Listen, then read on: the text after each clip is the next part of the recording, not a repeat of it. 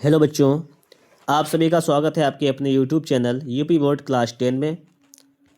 ठीक है, UP board के लिए क्लास 10 के लिए वीडियो बहुत इंपॉर्टेंट है। अशुद्ध जल से फैलने वाले रोग कौन कौन से होते हैं, देखिएगा आपके सामने यहाँ पर होम साइंस चल रहा है। 7 चैप्टर से पहले हो चुके हैं। अगर आपने नहीं देखा है तो प्ले लिस्ट में जाइए, वहाँ पर मिल जाएंगे। तो इसलिए हम लोग यहाँ पर शुरू करेंगे। पहला क्वेश्चन आपसे, क्वेश्चन नंबर 1 पूछा गया है, इसको देखिएगा। क्वेश्चन पूछा गया है कि कौन सा रोग जल द्वारा फैलता है, या अशुद्ध जल, दूषित जल से रोग कौन कौन से हो जाता है, या अशुद्ध जल से फैलने वाला रोग कौन सा है। याद कर लीजिएगा कि अशुद्ध जल मतलब जो गलत, जो गंदा जल पानी होता है, दूषित पानी होता है, तो उससे कौन सा रोग होता है। कितनी बार क्वेश्चन आया एग्जाम में, ये देखिएगा। तो उससे होता है हैजा। क्या हो जाता है? हैजा हो जाता है। ऑप्शन नंबर सी हो जाएगा आपका राइट आंसर। अगर आप लोग दूषित पानी का इस्तेमाल करते हैं या अशुद्ध जल है जो सही नहीं है, तो हैजा रोग हो जाता है उससे।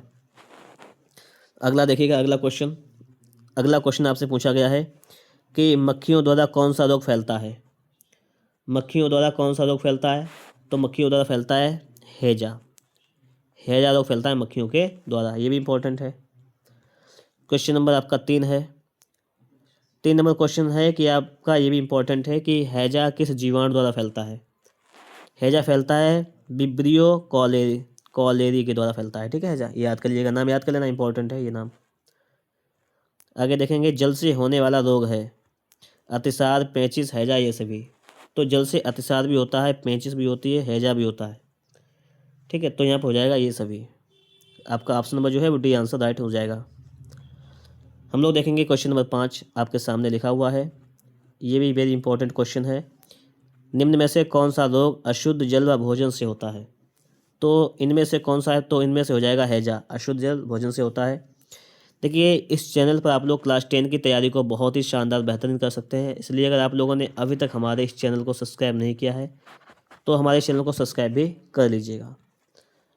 देखिएगा आप लोग, क्वेश्चन नंबर 6 जो है आपके सामने यहाँ पर लिखा हुआ है, इसको देखिएगा। 6 नंबर कह रहा है कि हैजा रोग का लक्षण है। इसके लक्षण कौन कौन से पूछा गया है। पेट में मरोड़, वमन, रक्तदाब का कम होना, तो ये सभी इसके लक्षण हो जाएंगे हैजा रोग के। ठीक है, पेट में मरोड़ होगा, वमन। ठीक है, आगे देखेंगे हम लोग। अगला लिखा हुआ है, इस रोग में रोगी बार बार मल त्याग करता है। मल त्याग करता है किस में? मतलब बार बार जाएगा, लेटिन में जाएगा, बार बार मल त्याग करेगा। किस में होता है? तो ये होता है अतिसार में। ठीक है, अतिसार जब हो जाता है रोग तब ऐसा होता है। आगे देखेंगे हम लोग। अगला लिखा हुआ है, अगला क्या लिखा हुआ है इसको समझो कि अतिसार के रोगी को कैसा भोजन देना चाहिए। अतिसार के रोगी को कैसा भोजन देना चाहिए? तो इसको देना चाहिए तरल भोजन। मतलब ऐसा भोजन दो, पतला भोजन हो। ये दाल दाल बनाई, दाल पिला दी, ऐसे ही।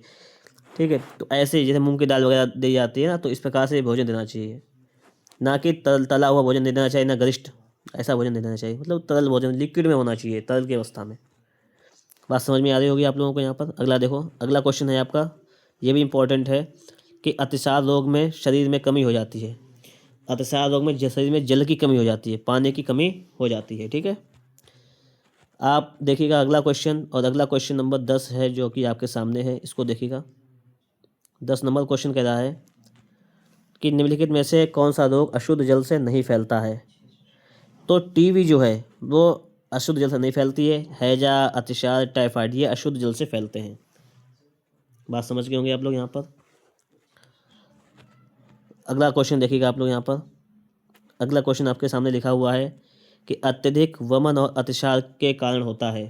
तो निर्जलीकरण मतलब पानी की कमी हो जाना। निर्जलीकरण कहते हैं पानी की कमी। जब किसी चीज़ में पानी की कमी हो जाती है उसे कहते हैं निर्जलीकरण। तो अगर आप लोगों को ये वीडियो अच्छा लगा है तो इस वीडियो को आप लोग एक बार लाइक कर दीजिएगा। चैनल पर नए हैं आप लोगों ने चैनल को सब्सक्राइब नहीं किया, सब्सक्राइब कर लीजिएगा। वीडियो को अपने दोस्तों के पास शेयर कर दीजिएगा। मिलेंगे आपको नेक्स्ट वीडियो में नेक्स्ट टॉपिक के साथ।